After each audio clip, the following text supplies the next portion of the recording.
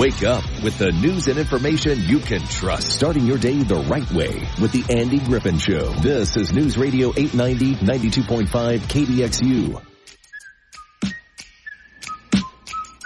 Well, it's Tuesday, the second day of school for a lot of folks out there. Teachers, administrators, students. And it is the 13th day of August. Good morning to you. I'm Andy Griffin. It's 9:09 now on KDXU. And later on in this hour, we will hear from Macrae Heppler. He's going to come in and tell us about some cool new stuff happening in St. George, including some stuff opening up soon in downtown St. George. That's going to be cool. And over in my neck of the woods, over there toward Middleton, the Gateway, the mall, that little plaza right there by off of Red Hills Parkway. So we'll learn some things from Macrae. That's coming up in about 20 minutes or so. Stockton is here today. Good morning, Stockton. Can I ask you a quick question? Please do. What do you think about the state of the mall right now? Do you think it's actually like pretty all right now, or do you think it's still missing some key things that a mall should have? Well, and that's actually a good question to ask because Macrae is going to talk about some new things coming to the mall. One of the things missing right now from the mall is eating options. Yeah. They closed out that pizza pie, whatever it was. It wasn't that great. I liked it, but I liked their dessert pizzas anyway. That was great. The normal pizza was lukewarm lamp buffet pizza. Yeah. But the cookies and cream pizza, those Oreo pizza, that was good. Anyway, he's going to talk about a couple of new food places opening over by the mall. And I know the guy who is the director. Corey Ashby is the director of the mall. Got hired, I think, about a year or so ago, and I think he's doing a lot of good things to get it going again. Because, I mean, let's say you're growing up here. Me, really, I've been here 31 years. The mall, I miss the mall. It's kind of been not so much. When I was a kid, they had a really fun food court. They sold soup and bread bowls. I remember that very well.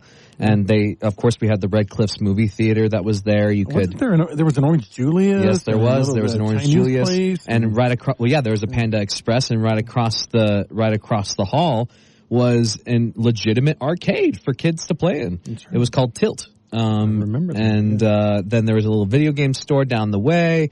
There was several nail salons. There was some really cool, nifty, knick-knack stores and all that stuff.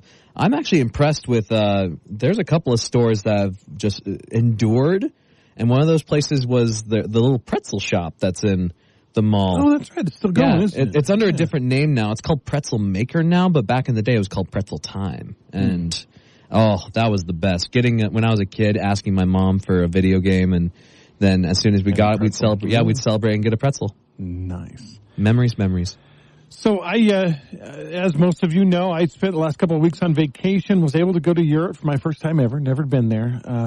A lot of things really impressed me. The architecture, the cleanliness of the towns, the pride in, even I'll use this word, but there weren't the dumpiest houses, the poorest houses. They took great pride in how their house looked, and I wish that we had more of that here in the United States. And it's not just, I have a nice clean house. We have a nice yard. We have nice, rose bushes in the front, but we don't have the extra stuff that they do in Europe. We don't have, statues and towers and steeples. We don't have as much history as they do. Oh, that's for sure. Yeah, they've been around for hundreds of more years. And some of those houses. Let's be fair. Some of those houses have been around for 1,000 years or more, and so they don't have yards. And we spend. I know us Americans spend a lot of money on our yards.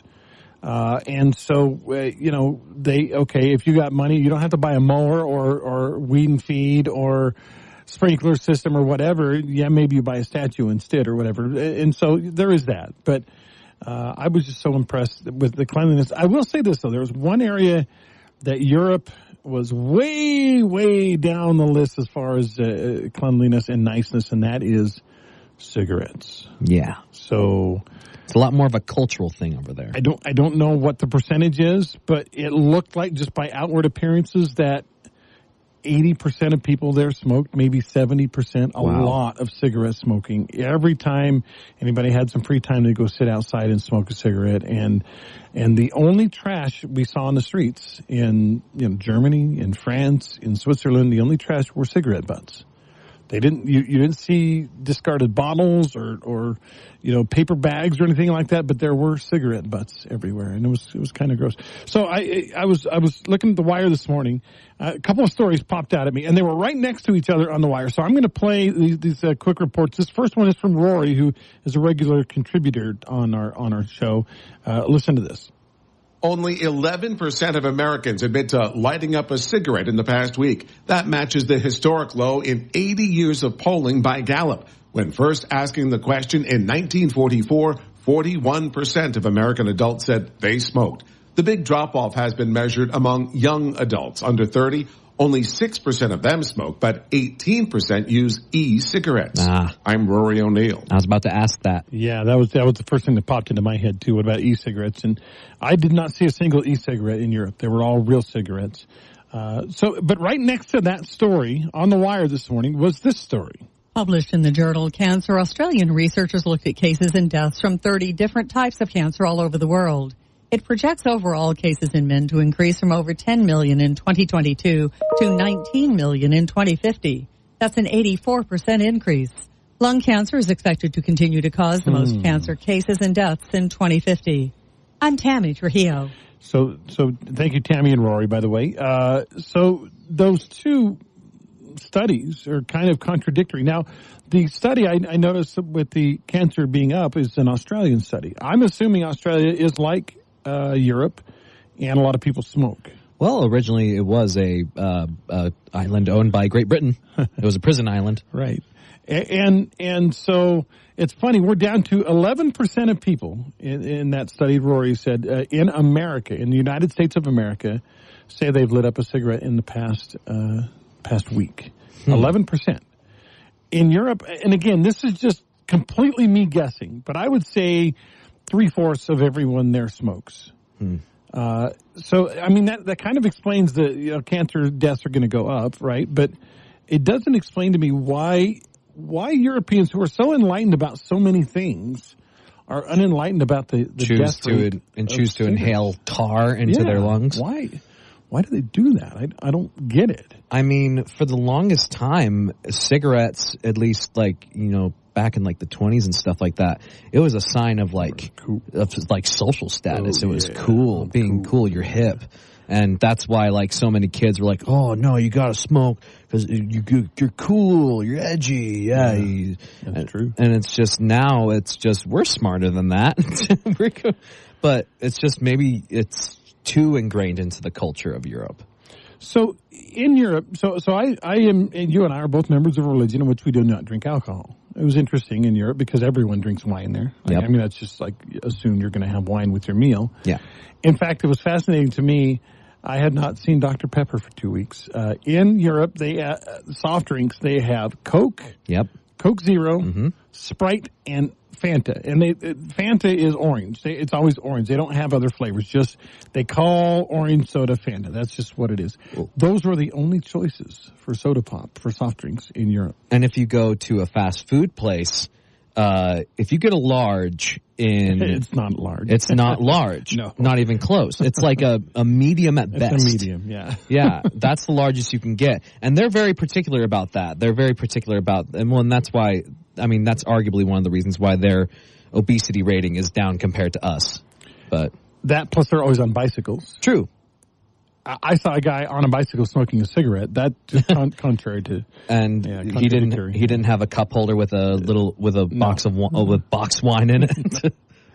No, he did not. But I just one of the things I learned about being over there in Europe is that okay, so in my religion we no alcohol. We don't drink, right? We don't drink. We don't smoke. In fact, about 3/4 of the ship, the ship that we were on, were members of the LDS faith, and so they did not make money on alcohol sales. No.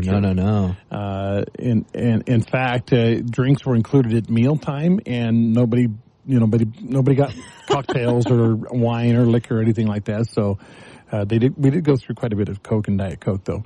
But I just I learned something, and I did not know this, and now it makes a lot more sense.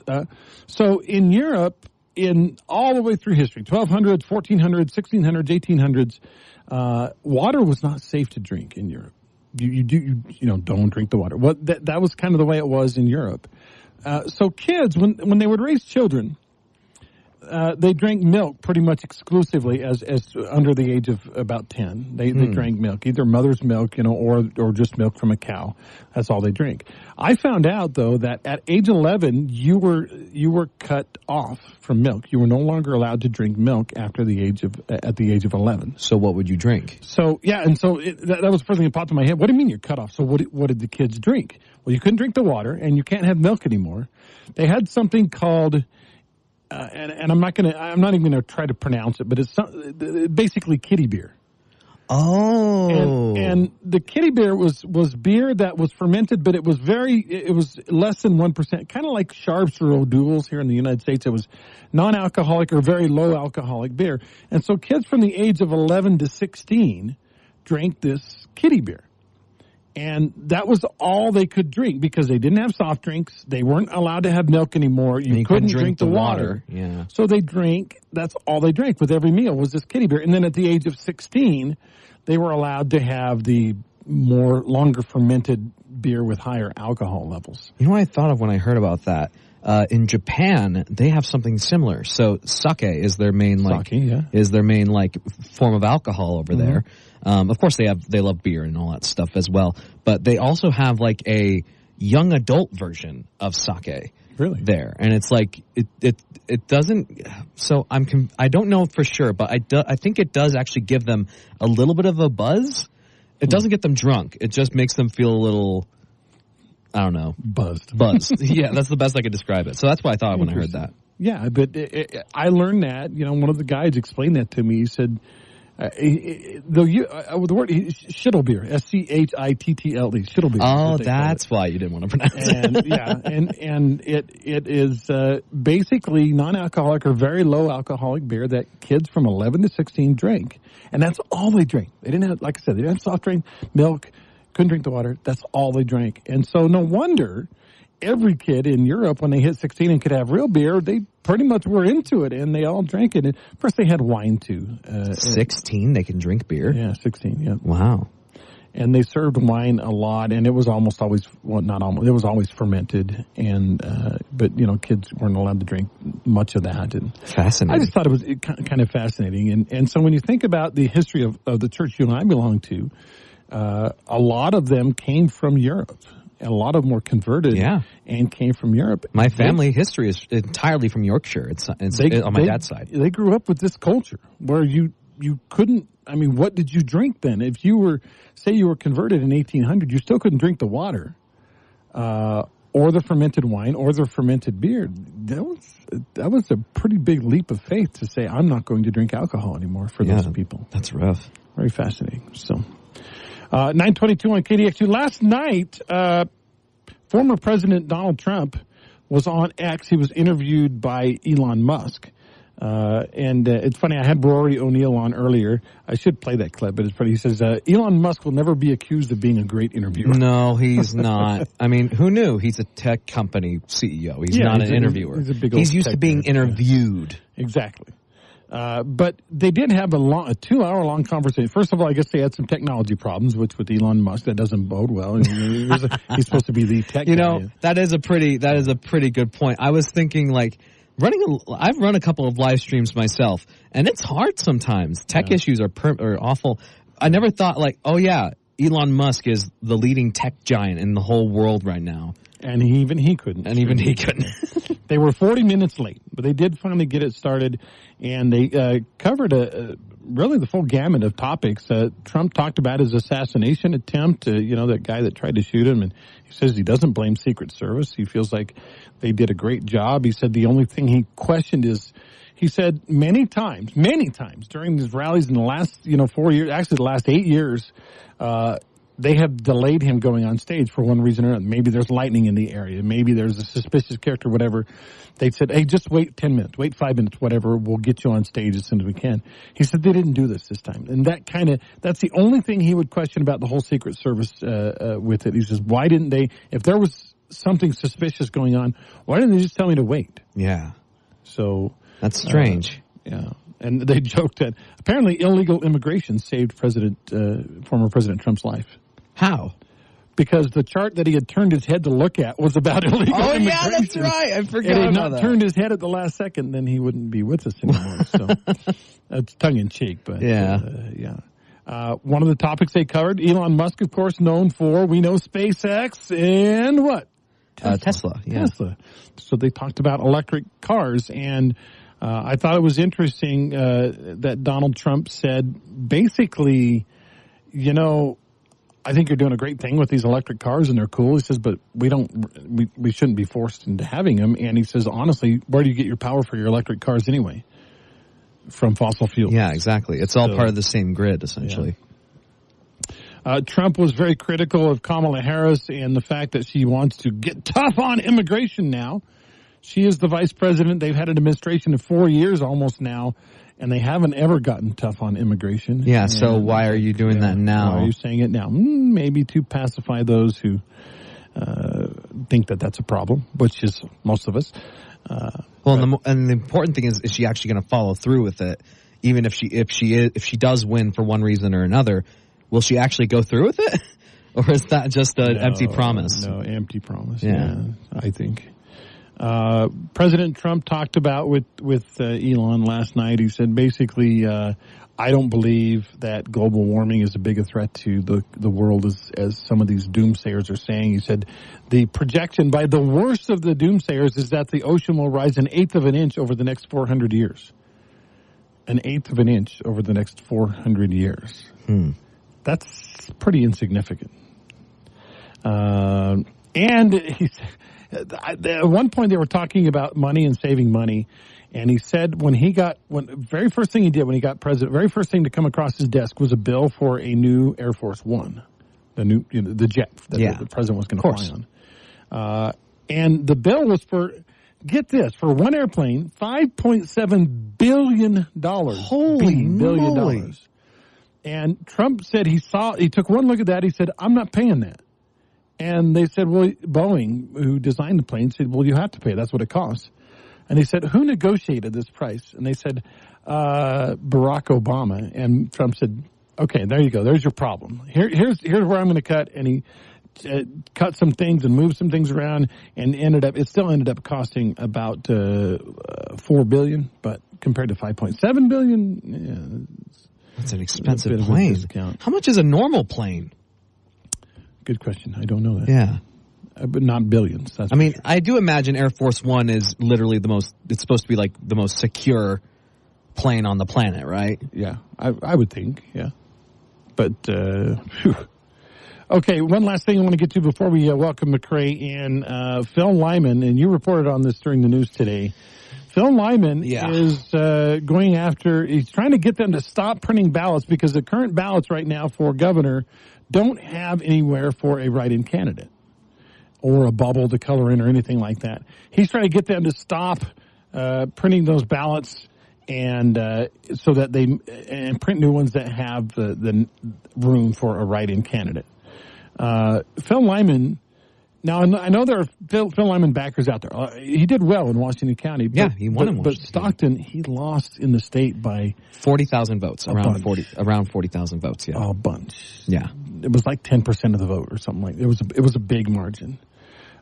So my only problem, and I have no problem with Phil Lyman, and I think he was a good candidate. I think I voted for, and I know I voted for him. I have plenty of people who voted for him too, but he lost, and he lost by a bunch. Now his issue, correct me if I'm wrong, his issue is he won the GOP convention in April nomination. So I can see him going, hey, I won the GOP nomination. There shouldn't even be a vote. That's the thing, though. He didn't win the nomination. He was endorsed. He won the endorsement. That's the whole point of this whole primary, was to decide who was going to be the Republican nominee. And it went to the people. The people voted.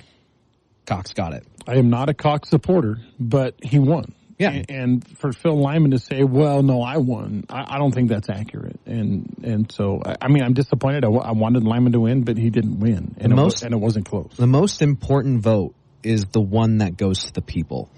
And and him saying, toss it out, I won. It's kind of disrespectful. It is, a little bit. Yeah. All right. We're going to take a quick break. When we come back, Macrae Heppler is here. We're going to talk about downtown St. George, and we're also going to talk about my neck of the woods over there by Middleton and Gateway and the mall and stuff like that, all when we come back. This is the Andy Griffin Show on KDXU.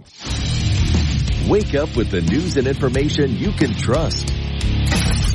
This is the Andy Griffin Show on News Radio 890, 92.5 KDXU, Southern Utah's News Talk leader. Welcome back in 9:33 on KDXU. I'm Andy. Macrae Heppler is in the house with me, one of the coolest guys I know. Are you cool? He's cool. I think he's pretty cool. I don't know about that. 2 kids now. 2 kids. Yeah, you can have 2.3 kids like the average American. Either, yeah. Well, I don't know. I have 0.3 kids, but and Macrae we'll probably go for a third. Yeah. I don't blame you. My number 3 son has 1 child, and he's like, she's pretty awesome. I don't know if I want any more. Yeah, but she's pretty awesome. Imagine having 2 pretty awesome. Seriously. 3 pretty awesome. So yeah, it's fun. But, my wife's actually gone right now, so I just dropped them off at with my dad. He just lives on the other side of the hill, and right in front of McGarry, and my wife's been gone since Saturday, so she comes home tonight. But it's been you've been batching it, huh? Been a couple days of single dad, and it's been fun. So not the kid, just the kids, just the wife has been gone. Just the wife, yeah. No, I've had the kids, just me. I just dropped them off with my dad. Are you good? Worked for a bit, changing diapers and all that. Oh yeah. I change diapers every day since they were born. So I was Mr. Mom for quite a few years, and so I have literally changed thousands of diapers. you get a strategy involved. Oh yeah. What I haven't had to do is change grandkids' diapers, because if they get stinky, I just go, here, take your kid back. Yep. I love it that you keep an eye on what's happening in St. George. Let's start downtown. I didn't get to watch the whole video of downtown, but tell us about some of the stuff happening right in historic downtown St. George. Yeah, there's a lot happening in downtown. I love seeing it. I'm a huge advocate of downtown. Mm-hmm. We actually just started a downtown alliance group that's just focused on helping the downtown environment continue to accelerate, because the businesses down there need more vibrancy there. They need more people there. And what's cool about our downtown is that it's all local places, both restaurants, retail. No Starbucks. There's nothing. No McDonald's. Yeah. There are no national chains. There's not even regional chains. And so, Pizza Pasta Factory I've had some people tell me that it's kind of a chain, but it's not really. No. And it's just, that's like St. George, like Pizza Pasta Factory is local, is as local as it gets, right? Yeah. So amidst everything that is already there, there's things that are being added. We've got, I think one really cool thing that is going in is called the Mathis, and it's an event center that will hold up to about 100, 130 people. Okay. And it's going in right next door to the Electric Theater. Is it going to be like a theater, or is No. So it's an event center for different types of, weddings or business retreats, kind of a hall type, corporate meetings. Yeah. It's I'm planning on having our Christmas team Christmas party there, so it can hold up to, like I said, 100, 130 people. You can, bring your food in. They've got a little prep place for food, and all different kinds of events. So that one's set to open next month, and it's right next to the Electric Theater, right on the end there. I really like it for a couple of reasons. The first one, event space in downtown is very, very small. There's not much there, so it's going to fill a huge need for downtown. It's going to bring more people down there. If they go to an event there or something, and there's no food, they can come out and go right before or right after, go to, walk down to one of the really good restaurants that we have there. Yeah. And then the other thing is it's renovating these older buildings that is a lot of work, a lot of time, a lot of money, and but it turns something. I love the renovation because it takes something that's just either empty and not being put to use and bringing it alive to give us something that we can use.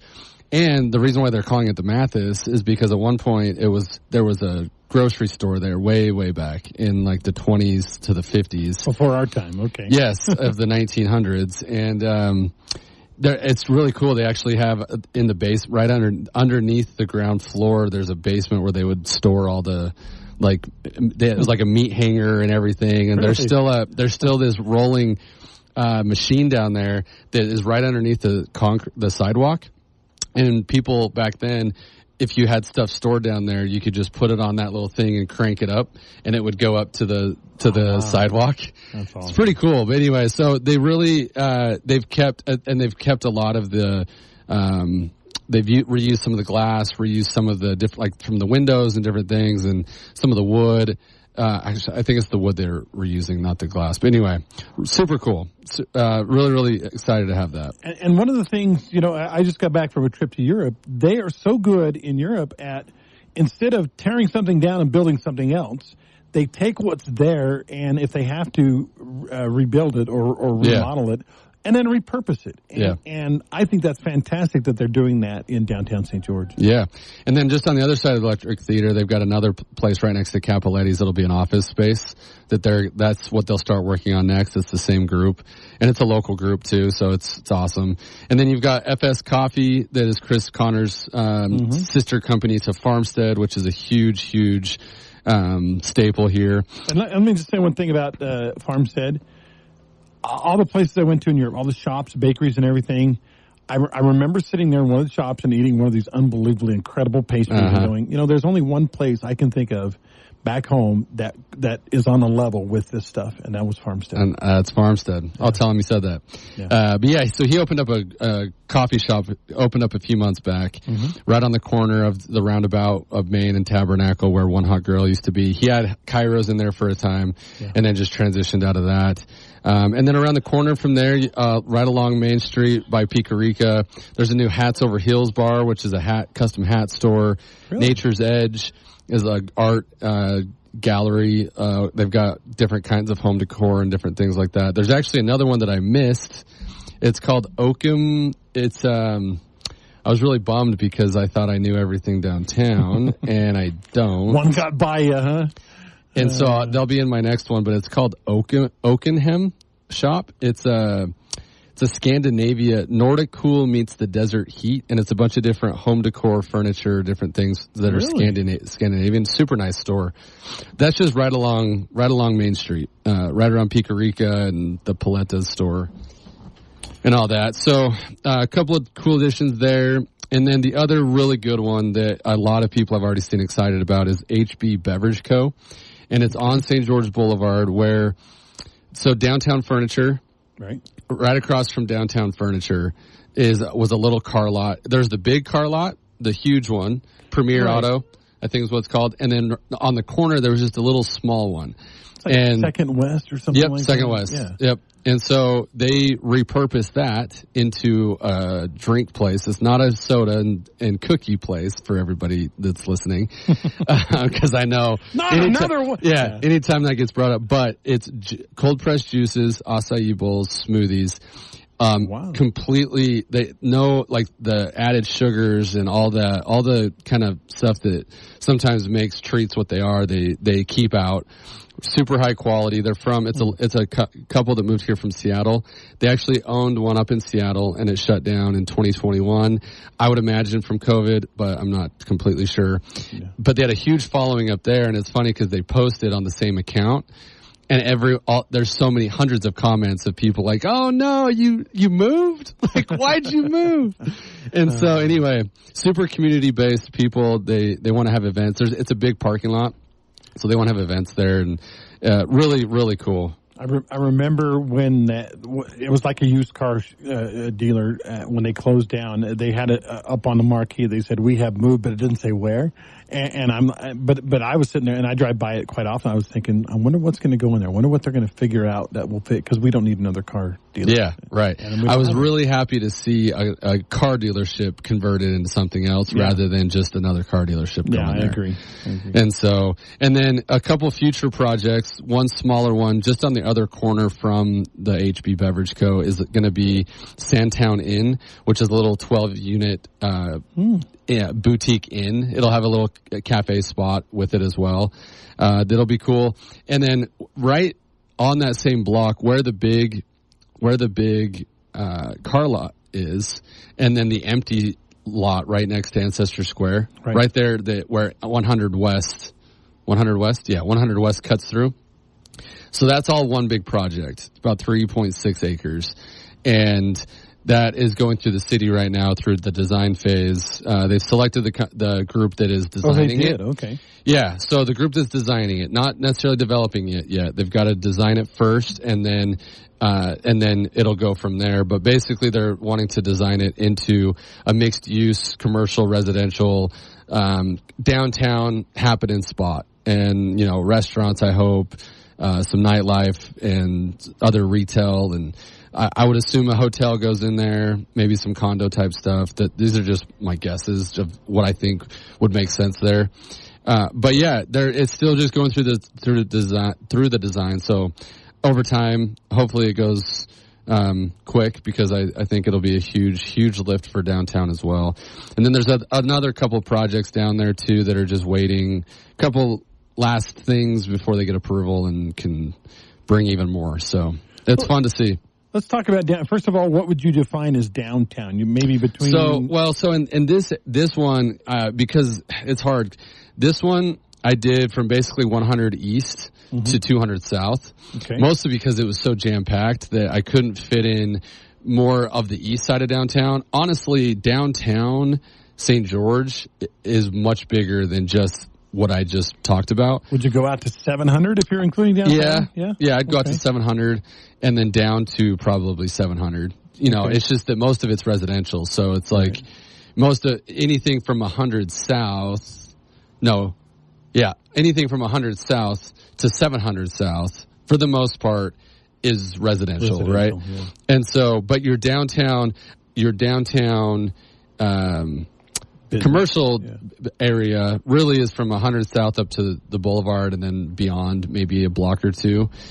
And I think it goes from Bluff Street to 700, but, and so there's much more. That video is just so jam packed, right? I call that, historic downtown, the arts district.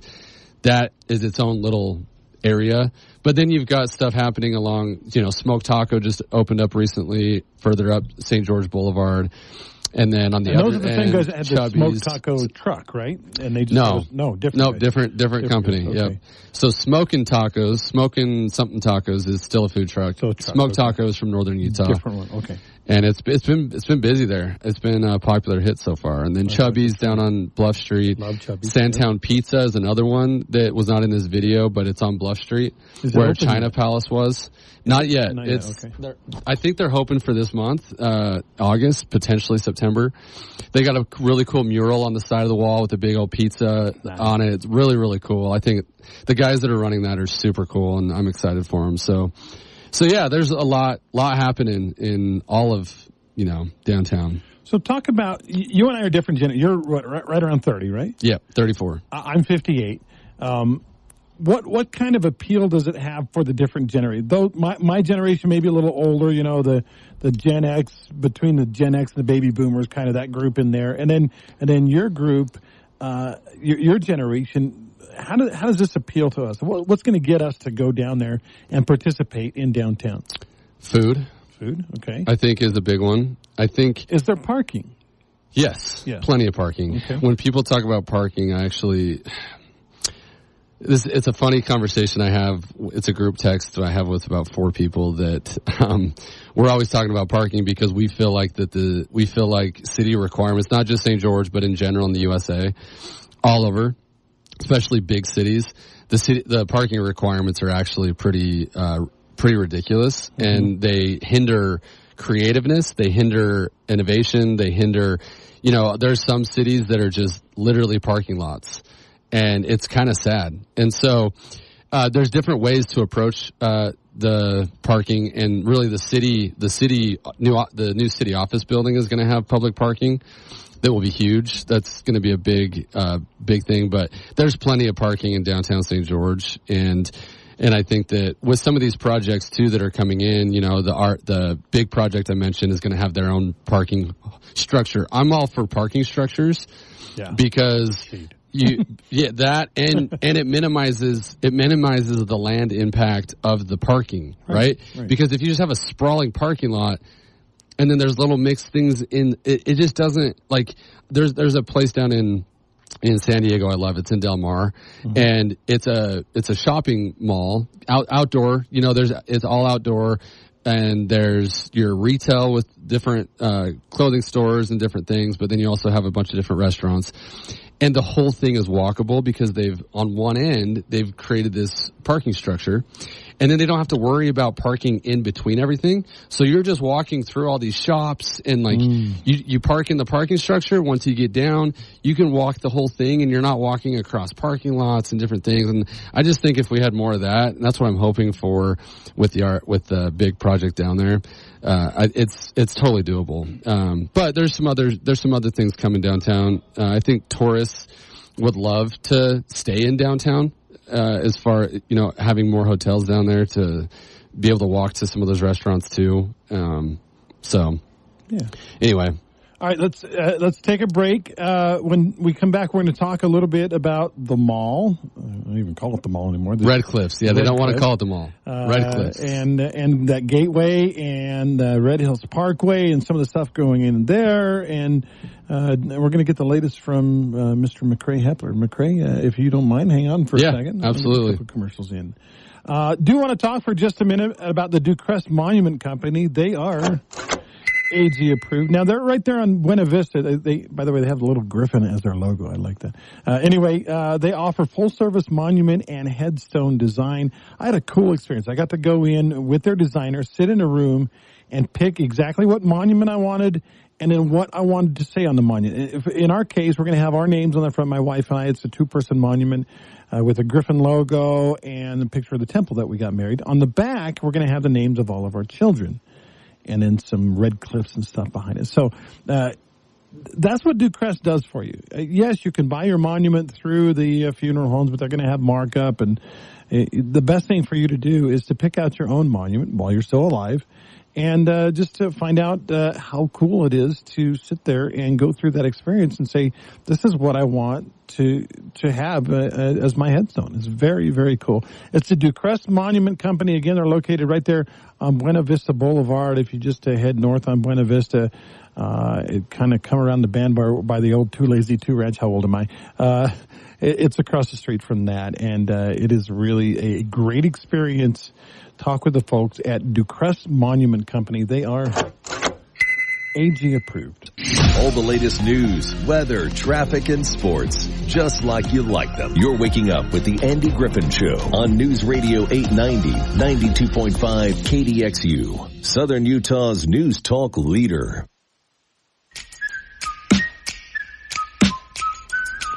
Got about 8 minutes left talking with Macrae Heppler here on the Andy Griffin Show, and I wanted to move on. We talked about downtown a lot. I think downtown has some really cool stuff coming up, but Macrae also spent some time, a video released about, about a week ago on I call it the mall because I've lived here so long. It's always been the mall, but they're kind of getting away from that word mall. And actually, it's weird, Macrae. Mall has kind of a negative connotation anymore, doesn't it? It does. That word. So it does, yeah. So they definitely, a lot of malls. I mean, when you think about City Creek up north, you think about Southtown, you think about Fashion Place. You think about Fashion Show in Vegas. None of them say anything about a mall now. Yeah. And so I completely get it. I still, even in my videos sometimes, or when I'm referencing it, I say the mall because I am from here, and that has been the mall for my entire life, right? But Corey has said, he's like, let's call it Red Cliffs, and I like that. I like it a lot. I think their Instagram and all their handles and everything is Shop Red Cliffs, and I think it's awesome. But yeah, they've done a lot of work to. You talk about what appeals to people now versus 10, 20, 30 years ago. It's changed. Retail, restaurants, shopping, everything is different. Yeah. And obviously a lot of the daily things you can get delivered right to your doorstep. Mm-hmm. And or delivered, whether it's delivered to your doorstep by the local grocery store or Walmart or something, or Amazon that delivers it through the mail, right? Yeah. And so retail has had to really, really shift into more of an experience for people. You can have the stores, you have your needs, Al Sporting Goods, for example, that edition. People are always going to need the types of things in Al's, and the things that are in Al's, a lot of times you want to go feel it, right? And you want to go try it on. You want to go your baseball mitt or your running shoes or the bikes, all the different things there, right? You want to go feel it. Throw a bone for pickleball paddles. And pickleball has become my most favorite sport. All right. And me too. Yeah. And so that, and with all the tournaments we have here and everything, I mean, that was an ideal get for the mall. And then some of the new stores, some of the new restaurants that are coming in, the plaza, they're trying to create more experiences, concerts in the plaza, different things like that to get people there. And food, as I've mentioned, is one thing that will always get people there if it's good food. So the hash house that everyone's been asking about. Everyone, what's going to go in there? And you know what, Macrae, during the last couple of decades, we've seen 3, 4, 5 different. Yeah. I mean, it was a Ruby Tuesday, I think, for a while. Ruby Tuesday, it was Buca de Beppo, Hash House a Go-Go. Why do you think, just speculate, why do you think nothing is stuck there? So I think it's just Ruby Tuesday I was never impressed with, and I don't know. Maybe it just didn't have. I think the problem was nobody was going to the mall for a long time. That's true. It was back in like 2018, 19, I think, when this group that's when Corey Ashby came, and I think Corey came from Fashion Show in Vegas or somewhere. Vegas, yep. And really that's when they started to revamp this place. But the mall for a while, was dead, right? It was. And so that didn't help. But then Buca de Beppo, I was a fan of.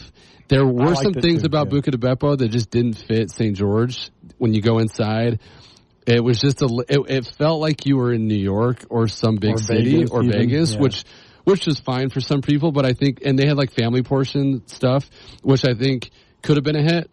I just don't know that it tied in here locally as well. And so then it stayed vacant for a bit, and then Hash House, I think, just timing was they got hit with COVID. They stayed closed longer for some reason than everybody else, and I think maybe it was because of their corporate. I don't know if you remember this. They actually were open weird hours. Like they were open weird Monday through Thursday in the morning only, and then Friday and Saturday in the evening only. Yeah. It was really strange. You just never knew if they were open. Yeah, and so that was a COVID casualty, I call it. But yeah, I think Johnny at Sakura has created an incredible experience at Sakura. Mm-hmm. My in-laws, it's their favorite place. So, a lot of times when we go to eat, place, and you have to go at 5:00 to not get a wait if you're lucky. Yeah. But anyway, then he opens Rusty Crab Daddy, and I haven't been able to go there because I'm allergic to shellfish, so I just haven't been. But a lot of people tell me it's great. Yeah. And so he's opening Seoul Grill, which is a Korean barbecue that I think is going, just judging by what he's created so far, I think is going to be a hit. And hopefully with just that local feel and the people that are familiar with Sakura, maybe some cross branding and stuff there, I think it'll be great. I think more people being at Red Cliffs is going to help. And so, yeah, I'm super excited about it. Seoul Korean barbecue in the Hash House of Go-Go building. Okay, cool. We've only had 2 minutes left. Okay. What about the former mall now, the Red Cliff Shops, whatever? Yeah. What's going to come in there? So right in front of Al Sporting Goods, it was a clothing store called Torrid. They took that out and they're replacing it with Hot Dog on a Stick, which is coming back from like the 2000s. Old school, baby. Lot of nostalgia there. And then there's a company opening 2 different stores. One is the 16 by Cass, which is a clothing store, and then 16 Soda and Treats. Okay. So for the people that want to say just another one coming, it's actually the local YouTube family, the Nelsons. There's like 16 kids. It's theirs. So anyway, that I think wraps up. And then Kaiseki Sushi went out, so they'll be replacing that. They got a couple food options they're looking at replacing. So I know we didn't get to the Red Hills Parkway, but there's a lot going on over there too. Tropical Smoothie is open again. Tropical Smoothie's reopened. After it got hit by a car, which is a weird thing. Yep. So anyway, that's it. And then that big old shopping center by my house, with I think the collision repair. Oh yeah, collision repair and the garage doors only. Yeah, that's starting to fill up more and more. So awesome. Well, Macrae, thanks for coming on. I know we ran out of time. Thank you. Plenty more to say, but it's always good to talk to you and learn so much about what's happening in St. Joe. Thanks, Andy. Appreciate it. All right, talk to you later. This is the Andy Griffin Show on KDXU. We'll be back tomorrow with Steve Dunham. Washington County School District is going to join us. School is in as of yesterday, and we'll get a feel of how things look, get some numbers from Steve, and more here on the Andy Griffin Show. Thank you so much for listening. Appreciate it.